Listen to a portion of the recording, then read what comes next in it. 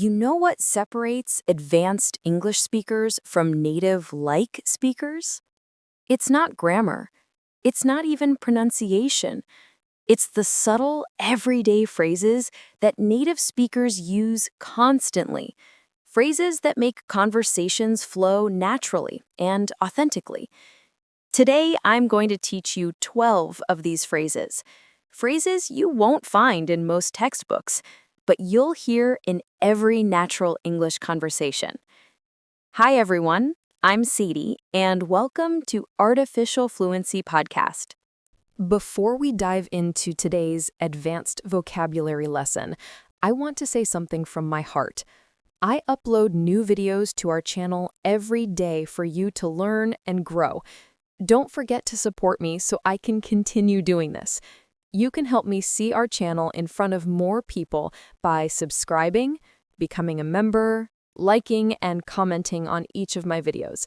Please don't forget to do these. Thank you for your continued support.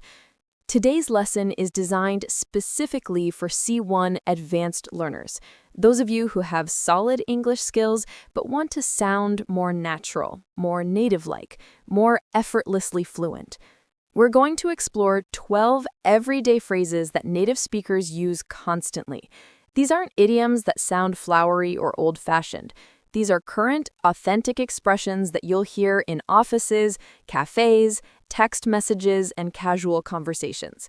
For each phrase, I'll give you the exact meaning and context, multiple example sentences, usage notes, when it's appropriate and when it's not, common mistakes to avoid, and subtle nuances that make the difference between sounding fluent and sounding native-like. This isn't about memorization. This is about internalizing expressions until they become part of your active vocabulary, until you use them without thinking. Let's begin with our first set of phrases. If you liked this lesson, don't forget to hit the like button, comment, and subscribe to the channel so you can keep improving your English with us. Let's start with phrases related to work and busyness, a constant theme in modern life. Phrase 1. I'm swamped. Meaning, extremely busy, overwhelmed with work or tasks.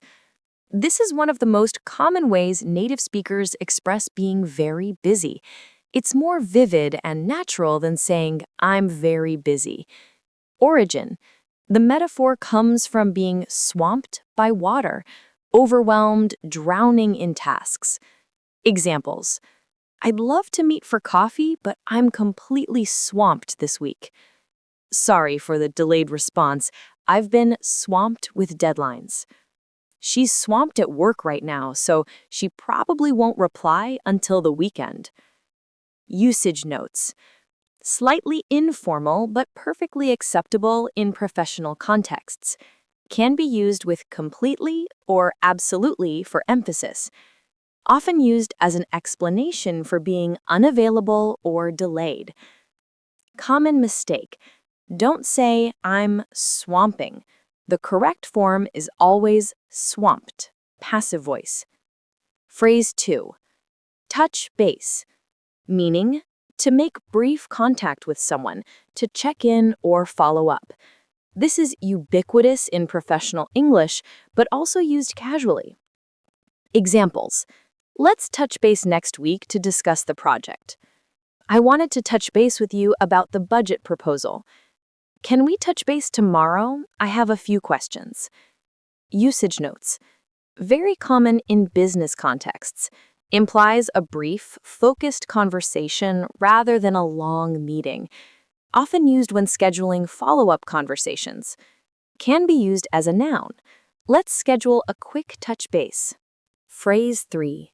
Wrap up. Wrap it up. Meaning, to finish or conclude something, to bring something to an end. Examples. I'm wrapping up this project by Friday. Let's wrap this meeting up. I have another call in 5 minutes. I need to wrap up my work before I leave for vacation. Usage notes. Very common in professional settings. Wrap it up can also be a directive meaning finish talking or hurry up. more casual and natural than conclude or finish. Phrase 4. On my plate. Meaning, responsibilities or tasks that someone is currently dealing with. Examples. I have a lot on my plate right now, so I can't take on any additional projects. Between work, family, and studying, she has so much on her plate. What's on your plate for this week? Usage notes. Metaphor from having food on your plate. Very natural and common. Often used to explain why you can't take on more work.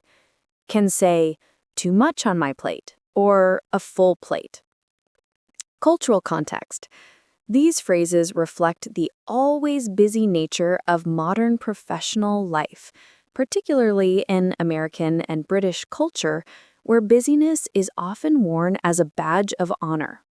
Now let's look at phrases for expressing uncertainty or indecision, states we find ourselves in frequently.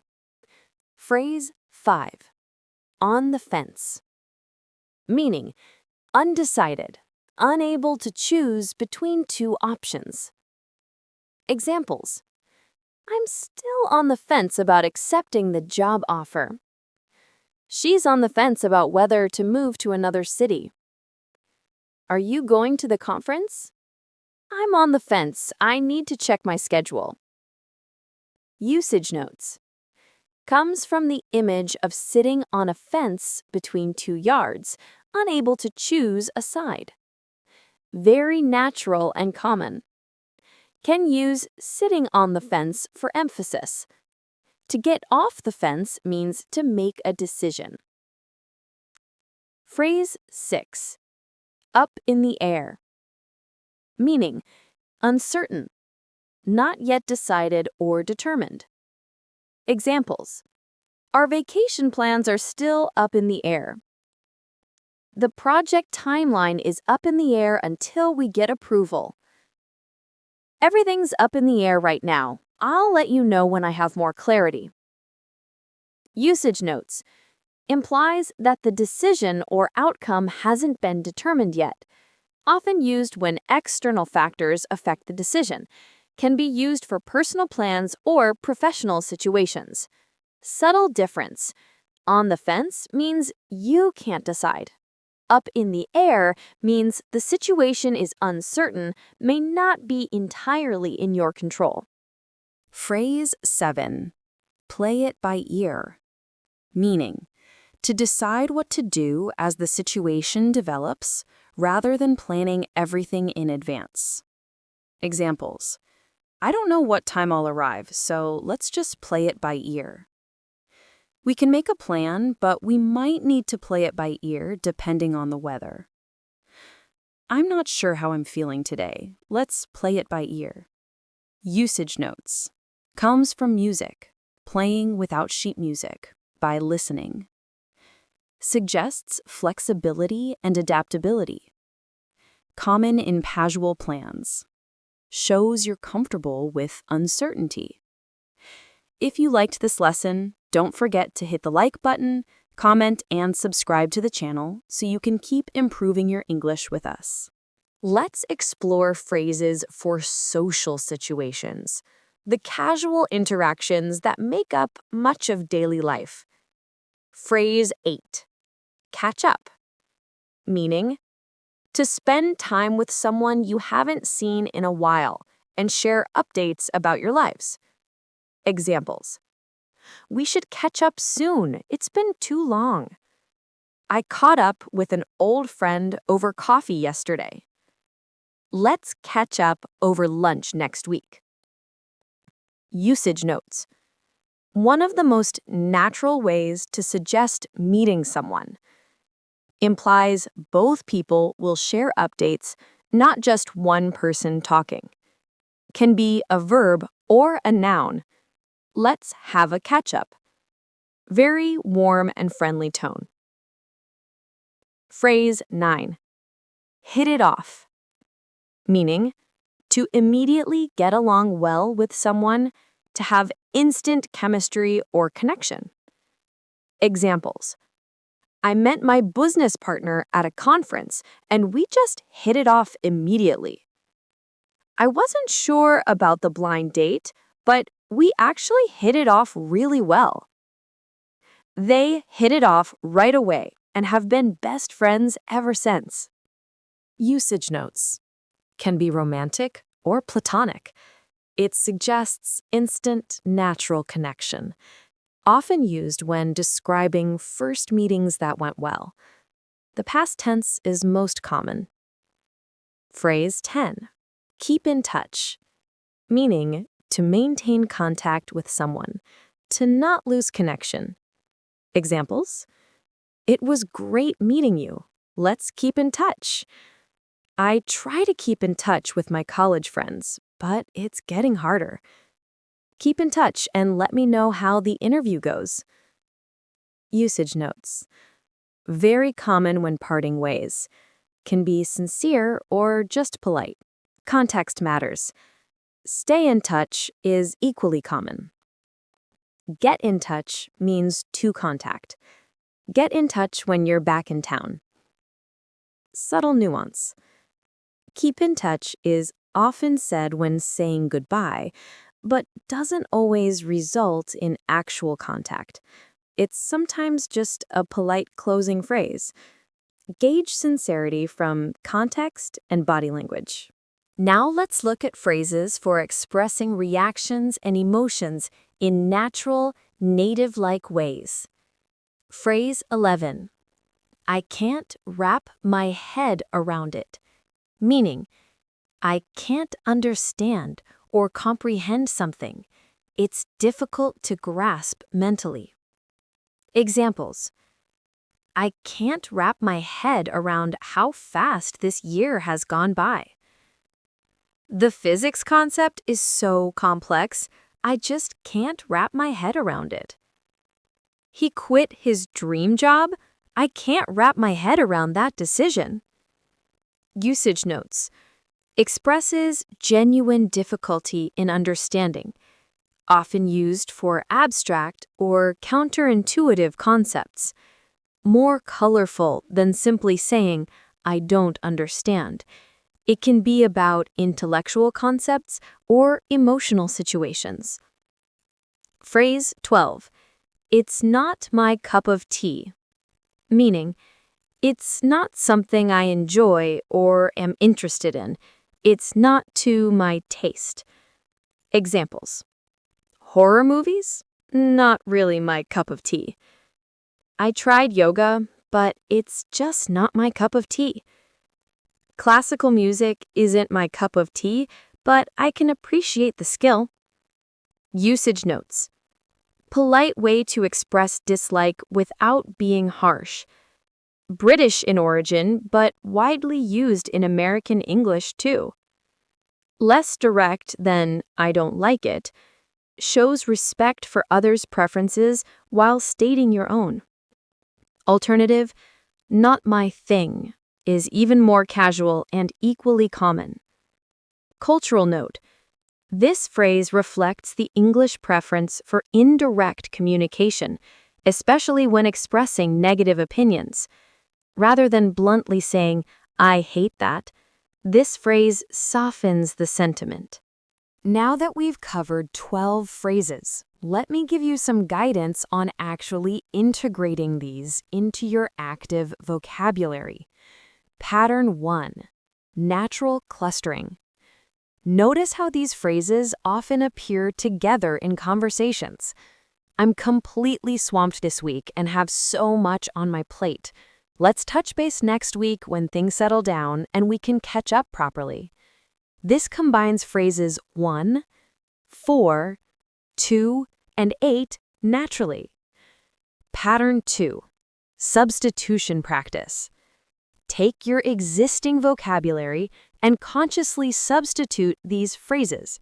Instead of, I'm very busy, so I can't meet for coffee, say, I'm swamped this week, so I can't meet for coffee. Instead of, I don't know if I want to accept the offer, say, I'm on the fence about accepting the offer. Pattern 3. Context awareness. Not all phrases work in all contexts. Touch base and wrap up in professional contexts, though can be casual. Hit it off and catch up in social contexts. On the fence and play it by ear, both professional and casual. Pattern 4. Register matching. Match the phrase to the formality level. Formal email. I'd like to schedule a meeting to discuss the proposal. Less formal. Let's touch base about the proposal. The key is developing an intuition for when each phrase feels natural. Practice recommendation. For the next week, choose 3 phrases from today's lesson. Actively look for opportunities to use them. Write them in your journal. Use them in conversations. Text them to friends. The goal isn't to use all 12 tomorrow. The goal is to internalize them gradually until they feel as natural as your native language. Let's quickly review the 12 phrases we covered today. Work and busyness. I'm swamped. Touch base. Wrap up. On my plate. Decision making. On the fence. Up in the air. Play it by ear. Social situations. Catch up. Hit it off. Keep in touch. Reactions and emotions. Can't wrap my head around it.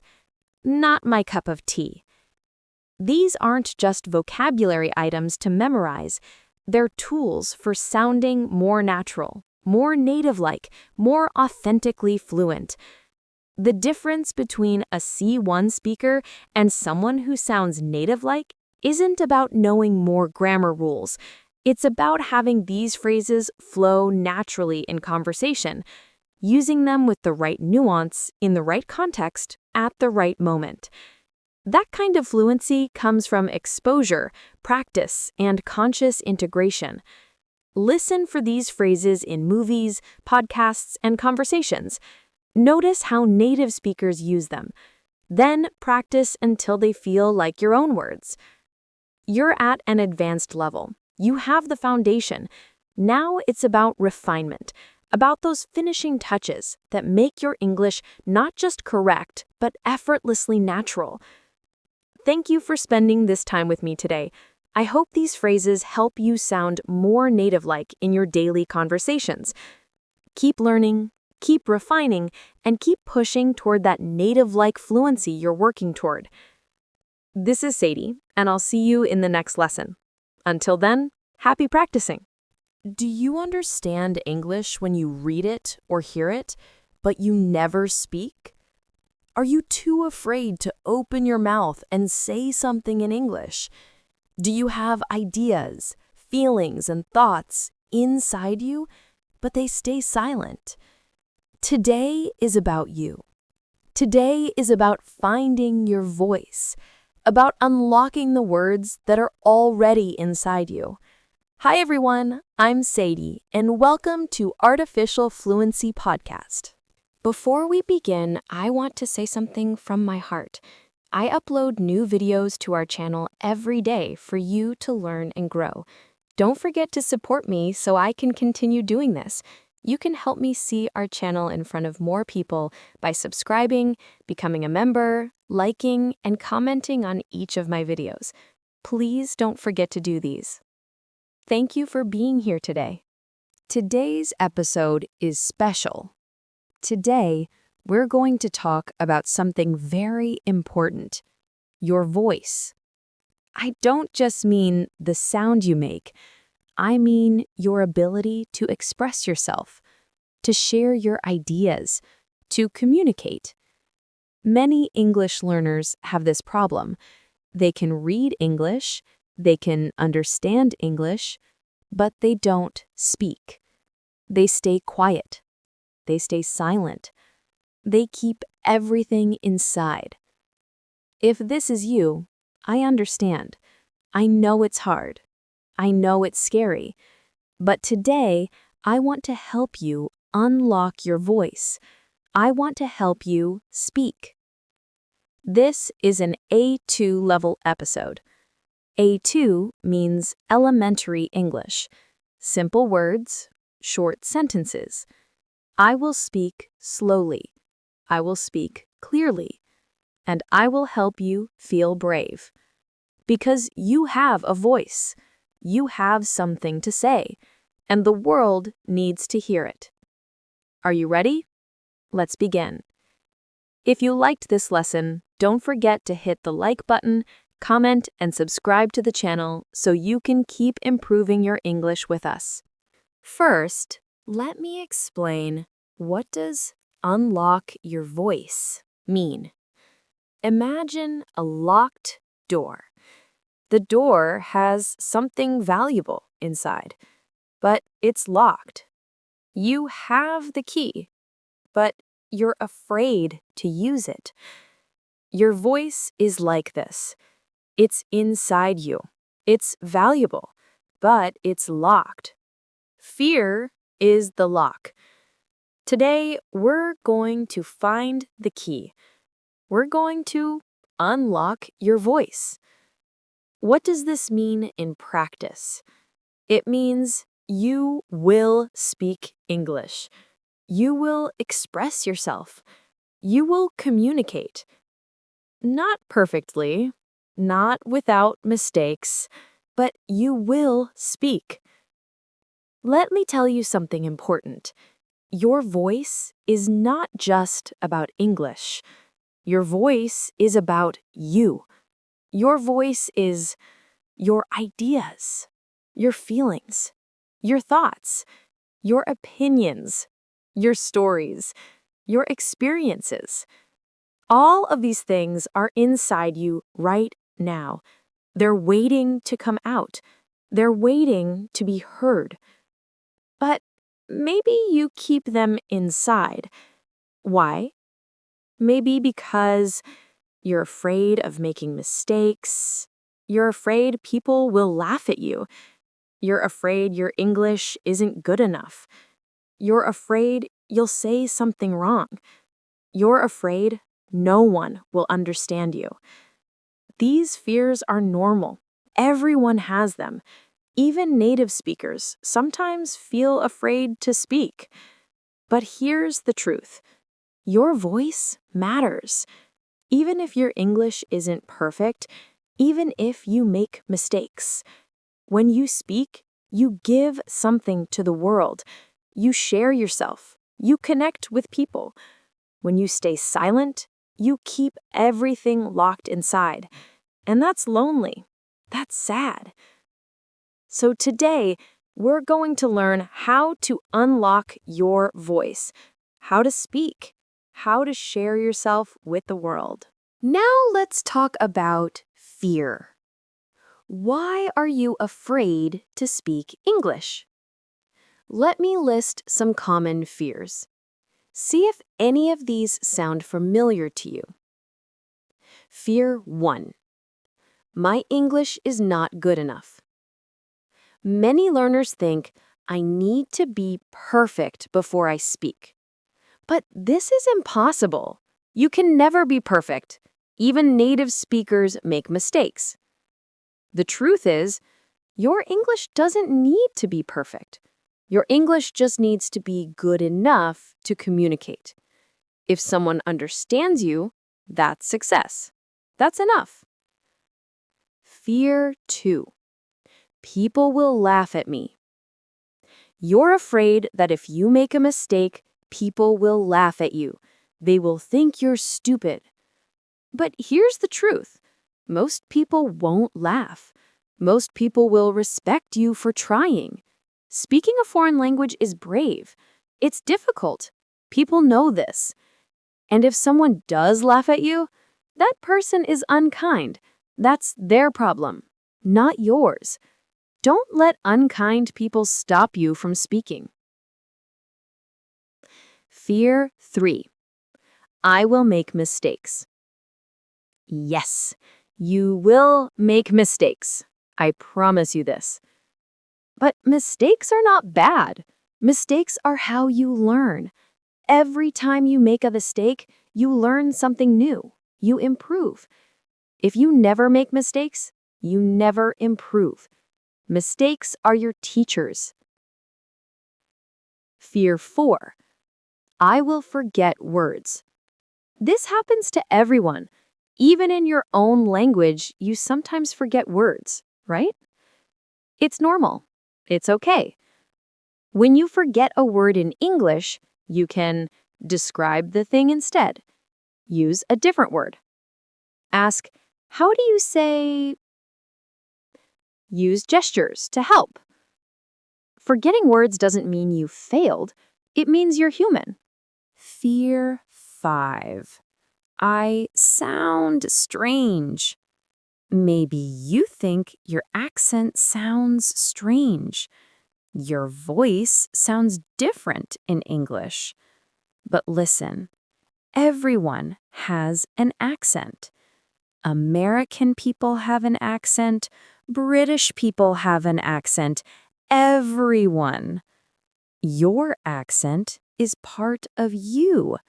It's part of your identity. It's beautiful. You don't need to sound exactly like a native speaker. You just need to be understood. Let me tell you something personal. When I was learning another language, I was terrified to speak. I understood everything, but I stayed quiet. One day, I forced myself to speak.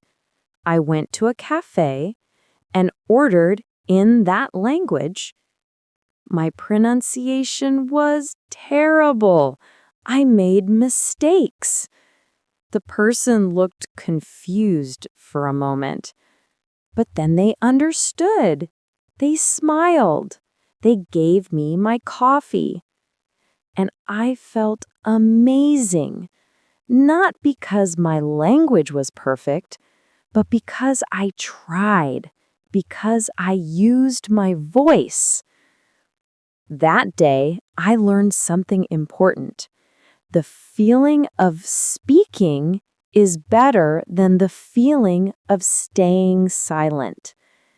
Even if you make mistakes, speaking feels good. It feels brave. It feels free. But staying silent feels heavy. It feels lonely. So I want to ask you, which do you prefer? Making mistakes and speaking, or staying perfect and silent?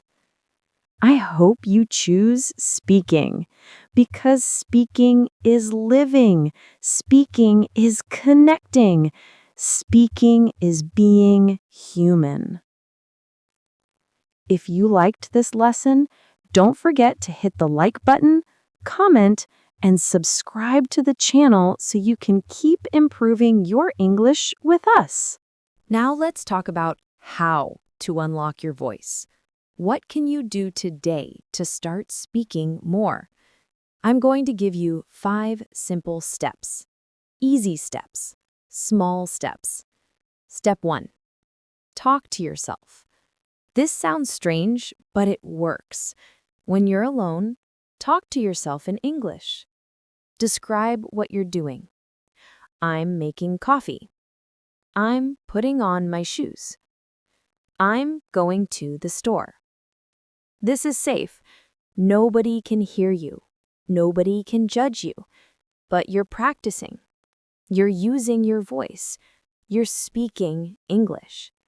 Do this every day, just a little bit. In the shower, while cooking, while walking. Talk to yourself in English. Step 2. Read out loud. When you read something in English, read it out loud. Read this podcast script out loud. Read a book. Read news articles. This helps your mouth practice English sounds. It helps you feel comfortable speaking. Reading out loud is easier than creating your own sentences, but it's still speaking practice. Step 3. Record yourself. Use your phone. Record yourself speaking English. You can read a text, describe your day, talk about your hobbies, answer questions, then listen to the recording. At first, you might not like how you sound. That's normal. Most people don't like hearing their own voice. But keep doing it. Over time, you'll get used to your voice. You'll hear yourself improve. Step 4. Speak to your pet or a photo. If you have a pet, talk to them in English. They won't judge you. They'll just listen. Or put a photo of a friend on your desk. Talk to the photo in English. I know this sounds silly, but it works. It helps you practice without the pressure of a real conversation. Step 5. Find one safe person. Find one person who makes you feel comfortable. Someone patient, someone kind. Maybe a friend, maybe a family member, maybe another English learner. Practice speaking with this person. Start with small conversations. Tell them, I'm practicing English. I might make mistakes. Please be patient. A good friend will support you. They'll help you. They won't laugh. These 5 steps are small. They're easy, but they're powerful. You don't need to do all of them. Just pick one. Start there. The important thing is start. Use your voice, even just a little bit, because every time you speak, you unlock your voice a little more. Now, I want to talk about something deeper. Finding your authentic voice. What does authentic mean? Authentic means real, true, honest. Your authentic voice is not copying someone else. It's being yourself. Many English learners try to sound like native speakers. They try to copy accents. They try to use slang they don't really understand. But this doesn't sound natural. It sounds fake. Your authentic voice is different.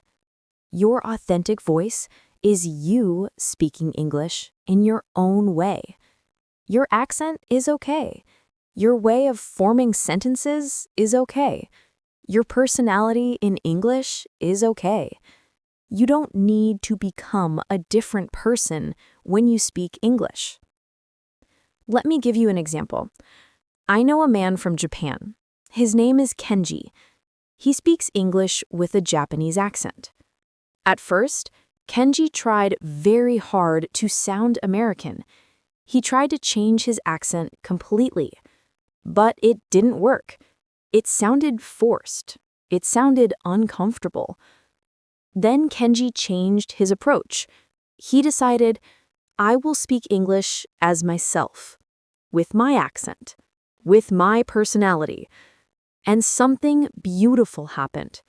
Kenji's English became clear, natural, confident. People understood him perfectly. And more importantly, Kenji felt comfortable. He felt like himself. This is your authentic voice, being yourself in English. How do you find your authentic voice? Tip 1. Don't copy everything. It's okay to learn from native speakers, but don't try to copy them exactly. Take what feels natural to you, leave what doesn't. Tip 2. Use words that feel comfortable. If a word or phrase feels strange to you, don't use it. Use simpler words that feel natural. Tip 3. Let your personality show. If you're funny in your language, be funny in English. If you're serious, be serious. If you're quiet, it's okay to be quiet. Don't try to be someone you're not. Tip 4. Accept your accent. Your accent is part of you. It's part of your story. It's beautiful. Focus on being clear, not on erasing your accent. When you find your authentic voice, something magical happens. Speaking becomes easier. more natural, more comfortable. You stop worrying so much about being perfect. You start focusing on communicating. And this is when real fluency begins. Not perfect fluency, but comfortable, authentic fluency. Now, I want to tell you something very important. Something I need you to hear. Your voice matters. The things you have to say matter. Your ideas, your experiences, your stories, they matter. The world needs to hear from you, not from someone else, from you. Maybe you think, but I'm just learning English. I'm not important. Nobody wants to hear from me. This is not true.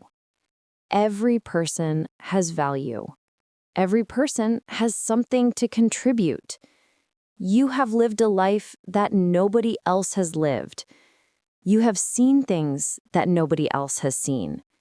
You have thought things that nobody else has thought. This makes you unique. This makes your voice valuable. When you speak, you share yourself with the world. And this is a gift. Maybe you'll inspire someone. Maybe you'll teach someone. Maybe you'll make someone laugh. Maybe you'll help someone feel less alone. But you can only do these things if you speak. If you stay silent, the world misses out. The world loses your voice. So please, don't keep your voice locked inside anymore. You have something to say. Say it. You have something to share. Share it.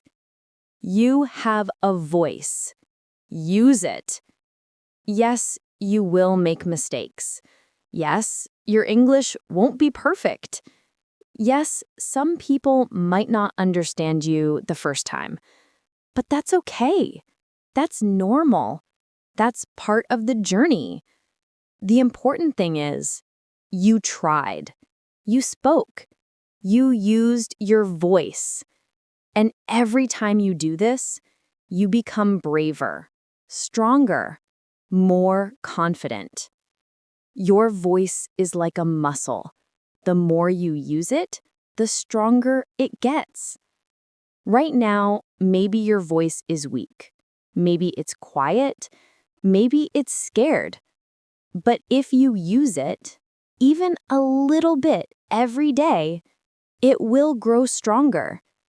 One day, you'll speak English without fear, without hesitation, without that heavy feeling in your chest. One day, speaking English will feel natural, normal, easy. But that day only comes if you start today. So start today, now. Unlock your voice. We've spent 30 minutes together today talking about your voice. Let me remind you of the most important ideas. 1. Your voice is already inside you. It's just locked. Fear is the lock. 2. Everyone is afraid to speak. This is normal, but you must speak anyway. 3. Your English doesn't need to be perfect. It just needs to be good enough to communicate. 4. Start small. Talk to yourself. Read out loud. Record yourself. Practice with safe people. 5. Find your authentic voice. Be yourself in English. Your accent is beautiful. 6. Your voice matters. The world needs to hear from you. Now, I want to give you a challenge, a small challenge. Today, before you go to sleep, speak one sentence in English out loud. Just one sentence. You can say, I am unlocking my voice. Or, I am brave. Or, I can do this. Just one sentence, out loud, in English. This is your first step, your first moment of using your voice. And tomorrow, do it again. And the next day. And the next. Little by little, your voice will grow stronger. Little by little, speaking will become easier. Little by little, you will become the confident English speaker you want to be. I believe in you. I know you can do this. Your voice is waiting. Unlock it. Thank you for listening today. Thank you for being here. Thank you for being brave enough to try. This is Sadie, and I will see you in the next episode. Until then, remember, you have a voice. Use it. Speak. Share. Shine. You've got this. Goodbye. Can you read English but not understand when people speak? Do native English speakers talk too fast for you? You're not alone. Many English learners have this problem. Many learners. Today, I will help you understand why native speakers are hard to understand, and I will give you simple tips to help you. Hi everyone, I'm Sadie. Welcome to Artificial Fluency Podcast. Before we start, I want to say something from my heart. I upload new videos to our channel every day for you to learn and grow. Don't forget to support me so I can continue doing this. You can help me see our channel in front of more people by subscribing, becoming a member, liking, and commenting on each of my videos. Please don't forget to do these. Thank you so much for being here. Today, we will talk about a big problem for English learners. The problem is understanding native English speakers. Maybe you study English. You learn words. You learn grammar. You can read English. But then, you listen to a native speaker, and you don't understand. Nothing. You think, what? What did they say? Why is it so fast? Why is it so different from my textbook? This is normal. This happens to everyone. Every English learner has this problem. Today, I will explain why this happens, and I will give you easy tips to help you understand better. This is an A1 level episode. A1 means beginner. Very simple English. I will speak slowly. I will use easy words. I will explain everything. You don't need to understand every word. Just listen. Just relax. Are you ready? Let's begin. If you liked this lesson, don't forget to hit the like button, comment, and subscribe to the channel so you can keep improving your English with us. First, let me explain why are native speakers hard to understand. There are 5 main reasons. Let me tell you each one. Reason 1. They speak fast. Native speakers speak very fast, much faster than your English teacher. In class, your teacher speaks slowly, very clearly, so you can understand. But native speakers, they don't slow down for you. They speak at normal speed, native speed. And this native speed is very fast for beginners. Reason 2. They connect words together. Native speakers don't say each word separately. In your textbook, you see, "Do you want to go?" But native speakers say, "Do you want to go?" All the words connect. They become one sound. This is called connected speech. It's very different from textbook English. Reason 3. They use contractions. What is a contraction? A contraction is a short form. In textbooks, you learn I am, you are, he is.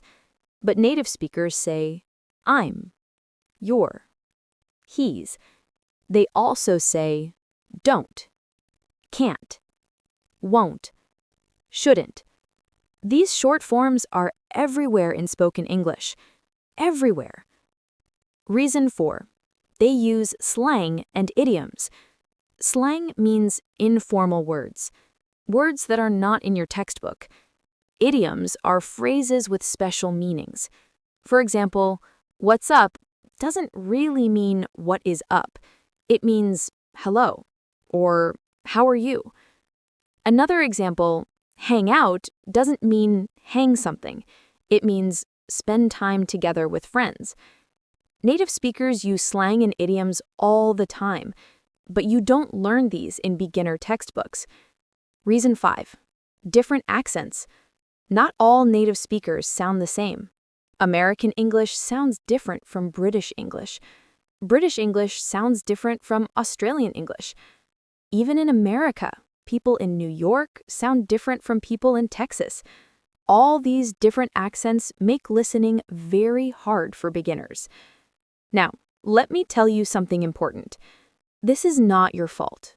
You are not bad at English. You are not stupid. The problem is textbook English and real English are very different. Textbooks teach you one way, but native speakers talk a different way. That's why you feel confused. But don't worry. There are things you can do to improve. I will teach you. Now, I will give you tips, simple tips, to help you understand native speakers better. Tip 1. Listen to English every day. This is the most important tip. You need to listen to English a lot, every single day. Why? Because your brain needs to get used to the sounds, the speed, the rhythm. At first, you won't understand much. Maybe you understand only 10%, maybe only 20%. That's okay. That's normal. The important thing is keep listening every day. Slowly, your brain will start to recognize patterns. It will get used to the speed. It will start to understand more. Think about it like this. When you hear a new song for the first time, you don't know it. The melody is new, the words are new. But if you listen to this same song 10 times, 20 times, you start to know it. You can sing along. English is the same. The more you listen, the more you understand. How much should you listen? Try to listen for at least 15 minutes every day. Even 10 minutes is good. You can listen while you eat breakfast, while you walk, while you clean your house, while you drive. What should you listen to? Podcasts, YouTube videos, TV shows, movies, songs, anything in English. But remember, start simple. Don't start with a difficult movie in English or try to understand a fast podcast. This is too hard. You will feel frustrated. You will feel bad. Instead, start with easy content made for learners. For example, listen to podcasts for beginners, like this one. Watch children's TV shows. They use simple English and speak more slowly. Watch videos with subtitles. You can read and listen at the same time. Listen to English learning channels on YouTube. Start easy. When easy becomes comfortable, try something a little harder. Step by step, little by little. Don't jump to difficult content too fast. Let me give you my own example. When I was learning another language, I tried to watch the news. It was too hard. I understood nothing. I felt terrible. So, I stopped. I started watching children's cartoons instead. Yes, cartoons. They were simple. The language was easy. I could understand. This gave me confidence. After a few months, I tried the news again. And guess what? I understood more. So don't be embarrassed to start simple. Simple is smart. Simple is the right way. If you liked this lesson, don't forget to hit the like button, comment, and subscribe to the channel so you can keep improving your English with us. Now let's talk about 2 more important tips. Tip 3. Learn common contractions. Remember I said native speakers use short forms? Contractions? You need to learn these. They are very important. Let me teach you the most common ones. To be contractions. I am equals I'm. You are equals you're. He is equals he's. She is equals she's. It is equals it's. We are equals we're. They are equals they're. Negative contractions. Do not equals don't. Does not equals doesn't. Did not equals didn't. Cannot equals can't. Could not equals couldn't. Would not equals wouldn't. Should not equals shouldn't. Is not equals isn't. Are not equals aren't. Was not equals wasn't. Were not equals weren't. Have not equals haven't. Has not equals hasn't. Will not equals won't. This one is special. These contractions are everywhere in spoken English. Everywhere. When you learn to recognize them, understanding becomes much easier. Practice listening for these short forms. Try to notice them when you listen to English. Tip 4. Learn about connected speech. Connected speech means words that join together. Let me give you examples. Example 1. Want to becomes wanna. I want to go sounds like I want to go. Do you want to eat sounds like do you want to eat? Example 2. Going to becomes gonna. I am going to study sounds like I'm gonna study. They are going to leave sounds like they're gonna leave. Example 3. Words with you. Did you sounds like did ya. Would you sounds like would ya. Can you sounds like can ya. Do you sounds like dya or ja. Example 4. Have to becomes have to. I have to go sounds like I have to go. Example 5. Other common connections. Let me sounds like lemme. Give me sounds like gimme. Got to sounds like gotta. Out of sounds like oughta. Kind of sounds like kinda. Sort of sounds like sorta. At first, these might sound strange to you, very different from textbook English. But these are how native speakers really talk. When you learn to recognize these patterns, you will understand much more. How can you practice this? Listen to English and try to notice when words connect. Try to notice when people say wanna instead of want to. You can also practice saying these yourself. Try speaking like a native speaker. This will help your brain recognize the sounds. Let me give you 2 more practical tips. Tip 5. Use subtitles. Subtitles are words at the bottom of the screen. When you watch movies or videos, turn on the subtitles in English. Why English subtitles? Why not your own language? Because English subtitles help you connect the sounds with the words. You hear the words, you see the words, your brain makes the connection. This is very powerful for learning. At first, you might need to pause the video, read the subtitle, listen again. That's okay. Take your time. Some people say, but using subtitles is cheating. No, it's not cheating. It's learning. It's smart.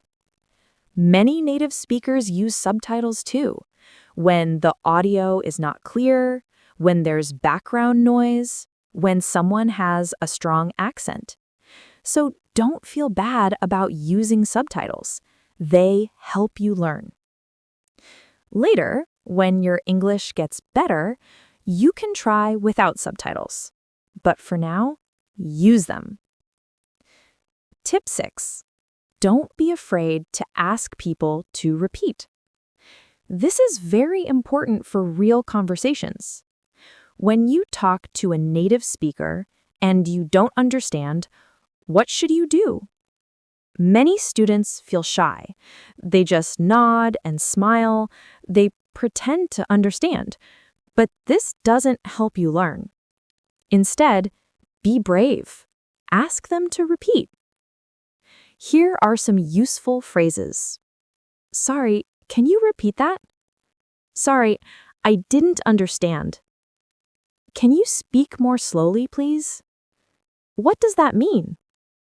Can you say that again? These phrases are very useful. Learn them. Use them. Most native speakers are happy to repeat. They are happy to help you. Don't feel embarrassed. Everyone learning a language needs to ask people to repeat. It's normal. I do this too. When I travel to another country, I ask people to repeat all the time. It's not embarrassing. It's brave. It shows you want to learn. It shows you're trying. So next time you don't understand, don't just smile and nod. Ask. Ask them to say it again. Now I want to talk about something important. Very important. Understanding native speakers takes time. A long time. You cannot do it quickly. You cannot do it in 1 month or 2 months. This is a journey. A long journey. And that's okay. That's normal. Let me tell you the truth. An honest truth. Even after years of studying English, you might not understand everything. You might still miss some words. You might still feel confused sometimes. And you know what? That's normal too. Even native speakers don't understand everything. Sometimes they miss words. Sometimes they ask, "What?" Or, "Can you repeat that?" So don't expect perfection. Don't expect to understand 100% of everything. Instead, celebrate small progress. Today, maybe you understand 20% of a conversation. Next month, maybe you understand 30%. 6 months later, maybe 50%. This is progress. This is success. Don't compare yourself to other people. Don't think, that person understands more than me. I'm so slow. No. Everyone learns at their own speed. Everyone has their own journey. Just focus on being better than yesterday. That's all. One more thing I want to say. Your accent is okay. Your mistakes are okay. Many English learners worry, my pronunciation is bad. Native speakers won't understand me. But here's the truth. English is a global language. There are many, many accents. American, British, Australian, Indian, Chinese, Spanish, Arabic, so many. Native speakers are used to hearing different accents. They can understand you. Don't try to sound exactly like a native speaker. That's not the goal. The goal is communicate. Share your ideas. Connect with people. If they understand you, that's success. So be patient with yourself. Be kind to yourself. Keep practicing. Keep listening. Little by little, day by day, you will improve. I promise. Let's review what we learned today. Why are native speakers hard to understand? 1. They speak fast. 2. They connect words together. 3. They use contractions. 4. They use slang and idioms. 5. They have different accents. What can you do to improve? Tip 1. Listen to English every day. Tip 2. Start with easy content. Tip 3. Learn common contractions. Tip 4. Learn about connected speech. Tip 5. Use English subtitles. Tip 6. Ask people to repeat. Remember, this takes time. Be patient. Be kind to yourself. Every day you listen, you improve. Even if you don't see it, your brain is learning. You're doing great. I'm proud of you for trying, for practicing, for being here. Keep going. Don't give up. You can do this. Thank you for listening today. Thank you for being part of our artificial fluency family. I will see you in the next episode. Until then, keep listening, keep learning, and keep believing in yourself. This is Sadie. Goodbye.